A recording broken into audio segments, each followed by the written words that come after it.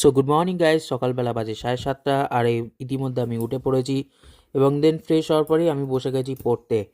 পড়াশোনা শেষ করার পর আমার হাতে সকালের চাটা চলে এলো এবং দেন সকালে ব্রেকফাস্টটাও আমি খেয়ে নিলাম এবং দেখতেই পাচ্ছ 11:30 বেজে গেছে। আমি রেডি হয়ে আমি বন্ধুর বাড়িতে চলে গেলাম গাড়ি নিয়ে।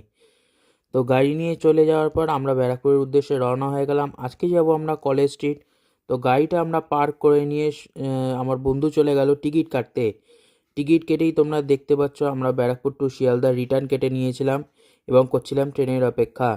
এবং ব্যারাকপুর লোকাল আসার পরেই আমরা সেই ট্রেনে উঠে পড়লাম এবং ডিরেক্ট গিয়ে নামলাম শিয়ালদা স্টেশনে। দেখতে পাচ্ছ তোমরা কত ভিড়। এবং শিয়ালদা স্টেশন থেকে বেরিয়েই কিছুটা আমরা লোকাল স্ট্রিটে হাঁটার পরেই আমরা ধরে নিলাম অটো এবং অটো ধরার পর তোমরা দেখতে পাচ্ছ আমরা কলেজ স্ট্রিট অলরেডি নেমে গেছি। বইয়ের দোকানে আমরা চলে এসেছি।